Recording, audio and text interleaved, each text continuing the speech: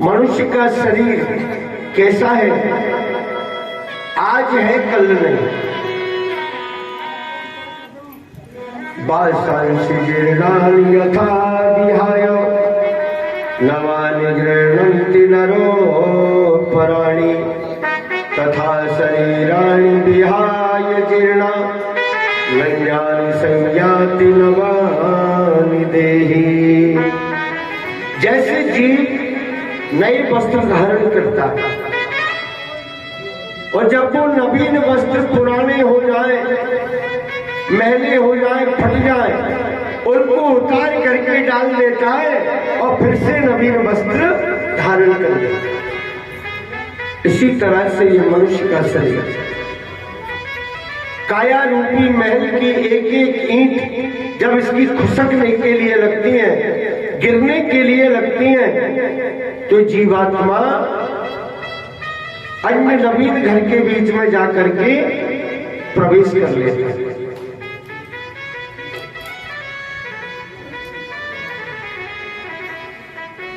शरीर बदलता रहता है। जीव भगवान का अंश है, परमात्मा का स्वरूप है, इसका कभी अंत नहीं होता। तुलसीदास जी ने कहा रामायण जी में, ईश्वर अंश जीव अविनाशी, ईश्वर अंश जीव अविनाशी, ईश्वर अंश जीव अविनाशी, ईश्वर अंश जीव अविनाशी, चेतन मन सहज सुख राशि, चेतन मन सहज सुख राशि, चेतन मन सहज सुख राशि, चेतन मन सहज सुख राशि। ईश्वर अंश परमात्मा का अंश है ये जीव, ईश्वर का अंश है। और ये बार बार में पुनरपि जननम पुनरपि मरणम पुनरपि जननी जठरे सैनम ये संसारे खरदोस्तारे कृपया पारे पाए मुरारे, भज गोविंदम गोविंदम भज मूलमति। बार बार में जन्म और मृत्यु के चक्कर में पड़ा रहता है। जो आनंद इस जीव को भगवत भक्ति में, ठाकुर जी की सेवा में, ठाकुर जी के भजन में जो आनंद मिलता है, वो आनंद किसी अन्य में नहीं। सब जगह से मन को हटा करके पूर्व जन्म का इसी सारा चरित्र याद था, भगवान का स्मरण किया, उस समय पश्चात इसकी हरण की देही भी छूटी। तीसरा जन्म और भरत जी महाराज का आंगीरस गोत्री ब्राह्मणों के घर में हुआ। इनके पिता बड़ी वेदों को जानने वाले थे। भरत जी महाराज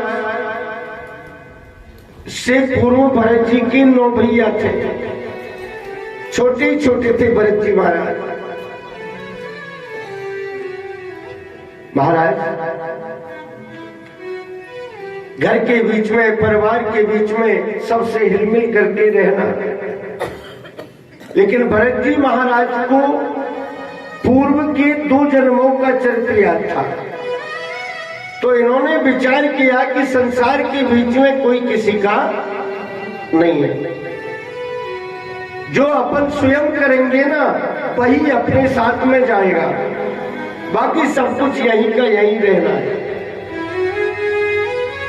तो इन्होंने अवधूत वेश धारण कर लिया भरत जी महाराज।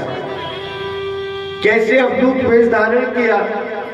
जचे तो स्नान किए नहीं ना किए, जचे तो भोजन किए नहीं किए, एकांत में जाकर के बैठ गए। कहीं भी घोड़ा पड़ा हुआ है, घोड़े पर जाकर के बैठ गए, कूड़े कचरे में ही बैठे। किसी ने आकर के कहा रे जड़ भरत, इनका नाम जड़ भरत हो गया, बोले यार कचरे में ही बैठे हो, कुछ नहीं कहते। किसी ने आकर के प्रशंसा करी तो खुश नहीं होते, अगर किसी ने आकर के आलोचना करी तो उससे नाराज नहीं होते। जैसे आपने हमारे शहर गंगापुर के अंदर ही कुछ समय पूर्व एक संत देखे, राम लड्डू बाबा देखे थे। राम लड्डू बाबा कैसे विद्वान संत थे जो 7 भाषाओं में गीता जी का उच्चारण किया करते थे, 7 भाषाओं में। कुछ समय के लिए उन्होंने भी अघोरी वृत्ति धारण कर ली।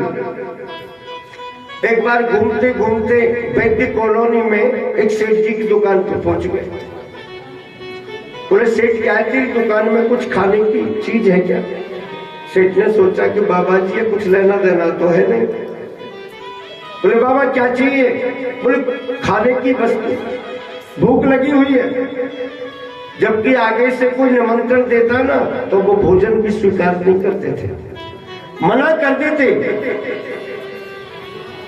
और जब उनके दिमाग में आ गई कि मैंने वो फलाने व्यक्ति को मना कर दिया, 1 दिन बाद 2 दिन बाद में उस व्यक्ति के घर घूमते घामते आगे से पहुंच जाते और कहते भैया आज सुंदर दाल भात बनवा दे, आज मैं ठीक 12 बजे तेरे यहाँ भोजन करने आऊंगा। और जिसके घर में आकर के आगे से कह दिया ना तो वो व्यक्ति समझता कि आज मेरा पुण्य उदय हो गया। जो बाबा आगे से आकर के और कह रहे, दुकान पर जाकर के बोले खाने की वस्तु है, बोले बाबा कुछ नहीं है। बोले कुछ नहीं है? बोले मिठाई की गोली, टॉफी वगैरह, बिस्किट। बोले बाबा आज ही बीते। तो बोले चीनी दे दे। बोले चीनी भी आज बीते। तो बोले कुछ नहीं है? बोले केवल नमक की बोरी है। अच्छा जी 1 सेर नमक तोल दे। नमक तुलवा लिया 1 सेर और वहीं दुकान पर बैठ करके दुकान के बाटों से ही नमक को फोड़ करके जितनी देर में व्यक्ति भोजन करता है उतनी देर में 1 सेर नमक को खा गया। कुछ समय के लिए अघोरी वृत्ति धारण कर ली। तो ये तो हमारी आंखों देखी बात है बाबा राम लड्डू की, जिसमें पहले ऐसे ऐसे संत ऋषि मुनि महर्षि राजे महाराजे उत्पन्न हुए जिन्होंने अलग अलग प्रकार से और भगवत भक्ति करके और ठाकुर जी को पसंद किया। भरत जी महाराज का नाम हो गया जड़ भरत। जड़ भरत नाम हुआ, लोग इनको जड़ भरत के नाम से पुकारे। धीरे धीरे 9 भाई पिताजी के पास में विद्या का अध्ययन करते। भरत जी महाराज को पूर्व ज्ञान था तो इन्होंने विचार किया कि हमें पढ़ाई लिखाई की आवश्यकता नहीं है, हम तो जानते हैं हमें क्या करना है क्या नहीं करना है, भगवान का भजन करना है तो वैसे ही कर लेंगे। एकांत में बैठ करके और भगवान का स्मरण करने के लिए लगे। नमो भगवते तुभ्यं वासुदेवाय धीमहि प्रद्युम्नाय अनिरुद्धाय नमः शंकर्षणाय च। महाराज अनुने महाभागा यबै वनर कन्नरा, एकांत में बैठ करके भगवान का ध्यान करते, स्मरण किया करते थे। धीरे धीरे इनसे बड़े वाले सारे भैया पड़ गए, समय निकलने लगा, शादी विवाह हो गए। अब घर में जब व्यक्ति अठाला होता है ना, बेरोजगार होता है, तब वो सबको बुरा लगने लगता है, सब उसको हीन भावना से देखने लग जाए। भाइयों का तो मन भरत जी की तरफ था, लेकिन भरत जी की जो भाभी है ना, वो उनको हीनता की दृष्टि से देखती थी। भरत जी की भाभियां क्या करती, पहले 9 भाइयों को बैठा करके भोजन प्रसादी ग्रहण कराती और उनके पत्तल में जो जूठन शेष रहती उसको एकत्रित करके अंत में भरत जी को ले जा करके। एक दिन भरत जी के बड़े भैया को पता लग गया, आत्मा को बड़ा कष्ट हुआ, मन बड़ा दुखी हुआ। देखो, है तो ये मेरा छोटा भाई, अगर मंद बुद्धि है तो क्या हुआ, लेकिन स्त्रियों की सोच देखिए,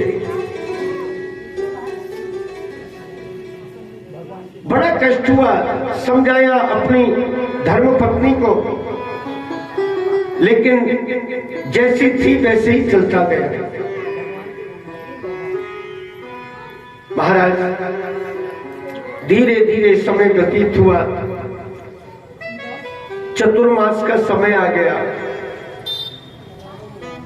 आषाढ़ी का महीना, वर्षा हुई, लोगों ने अपने खेत जाकर के संभाल लिए।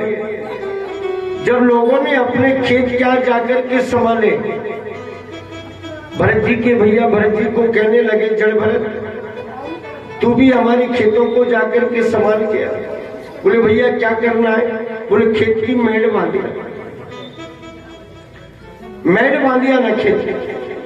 बोले जी ठीक। फावड़ा लेकर के चले गए,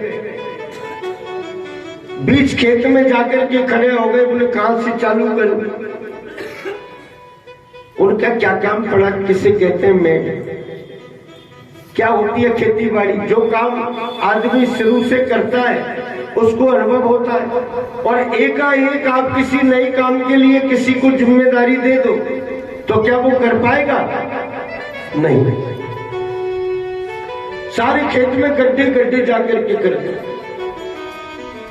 भरत जी के भैया देखने के लिए गए तो महाराज सारे खेत में गड्ढे गड्ढे हो रहे।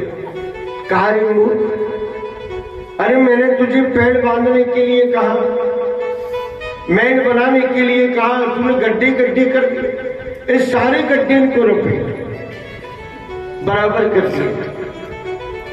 हल चलाया, बाजरा बोया, धीरे धीरे बाजरा बड़ा हो गया, उगने लगा बाजरा। अब जैसे ही बाजरा उग गया, बड़ा हो गया, निदाई गुड़ाई सारे काम हो गए, बाल निकल आई, बाजरा पकने लग गया। सारे खेतों में रखवाली करने वाले पहुंचे। अब जैसे ही खेतों में रखवाली करें, हरिया बोरिया चिड़िया, तो भरत जी वाले खेत में आकर के चिड़िया चुगे। भरत जी के भैया ने कहा कि ऐसा कर, तू यहाँ घर पे बैठा रहता है, यहाँ की बजाय तू खेत पर चला। तो बोले भैया चला तो जाऊंगा, लेकिन मेरे लिए भोजन की व्यवस्था। बोले वहीं कर देंगे, वहीं पहुंच जाएगी, भोजन की व्यवस्था वहीं हो जाएगी। ठीक है, और हमें क्या चाहिए? एक मड़ा बना दिया, मड़े के ऊपर जाकर के बैठ गए, वहीं से और रखवाली करने के लिए लगे।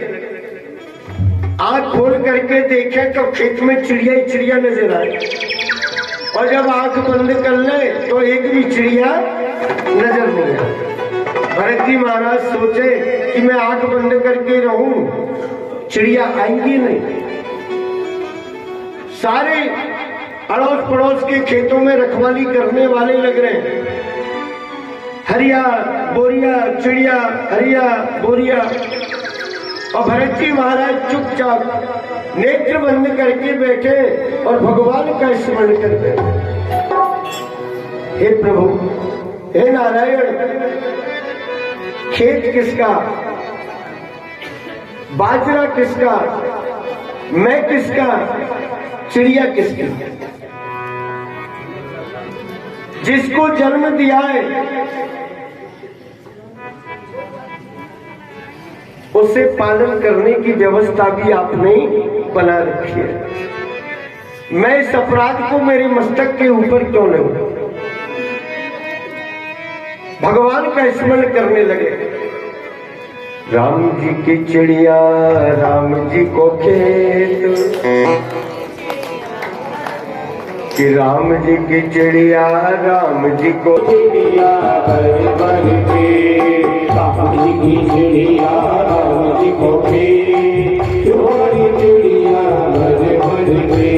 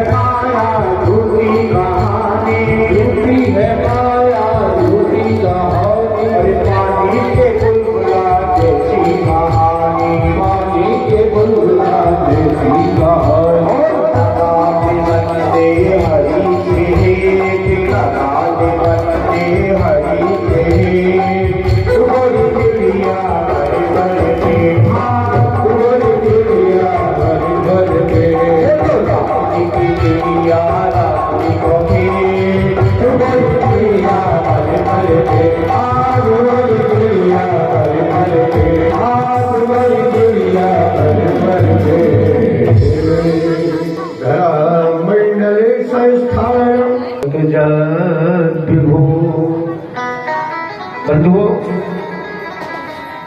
सब जगह से मन को हटा करके और भगवान का स्मरण करने लगे। चिड़िया सारे बाजरे को चुप गई।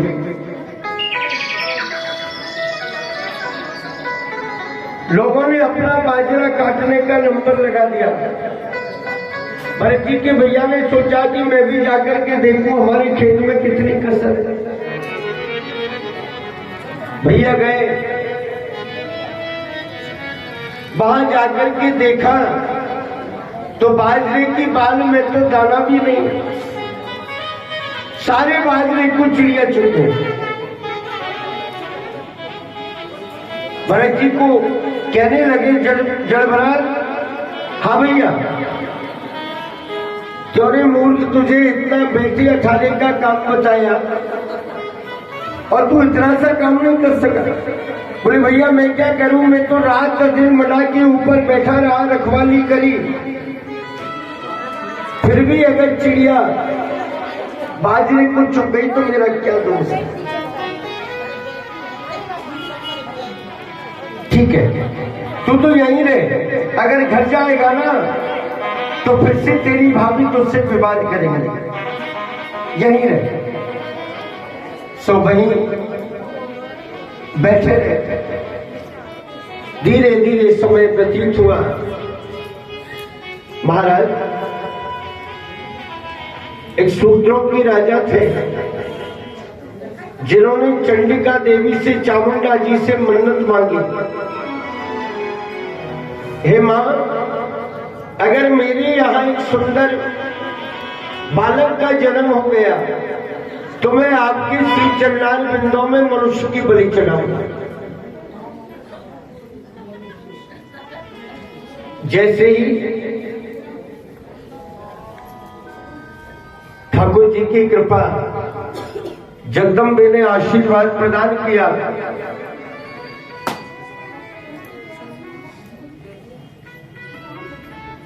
समय आने पर वो राजा के यहाँ सुंदर बालक का जन्म हो गया। मनुष्य की बलि चढ़ानी चाहिए। भरत जी महाराज खेत पर विराजमान है। राजा ने अपने सिपाहियों को बुला करके कहा कि नगर के बाहर चले जाओ और जो भी कोई पुरुष तुम्हें मिल जाए उसी को पकड़ करके ले आओ। अब भरत जी महाराज की आदत थी, उनके खेत में से एक रास्ता निकल करके जा रहा था पगडंडी। आने जाने वालों के पैरों की खटपट होती थी, तो भरत जी की आदत थी कि आने जाने वाले को टोकते। बोले जाने वाले कौन हो? बोले जी हमें राजा के सिपाही। बोले सीधे चले जाओ पर बाल मत तोड़ियो, जबकि बालक में कछु नहीं, चिड़िया चुप गई।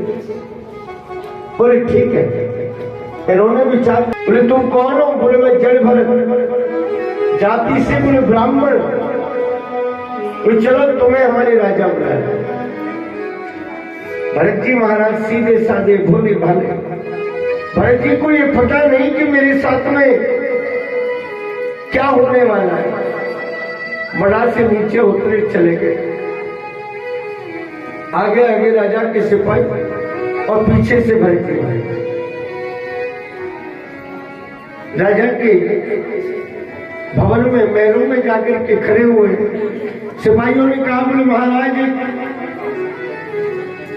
बलि देने के लिए मनुष्य लेकर के आए।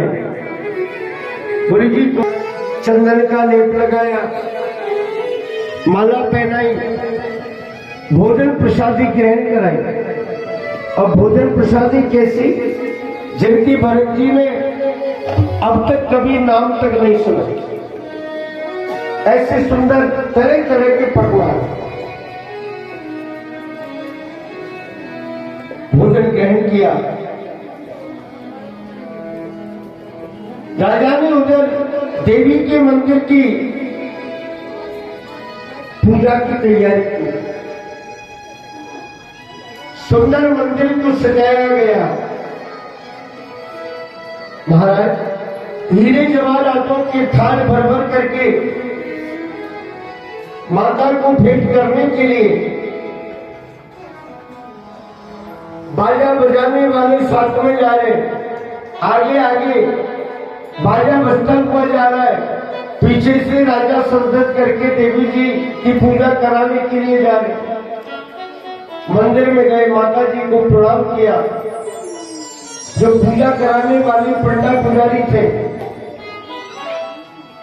उनसे कहा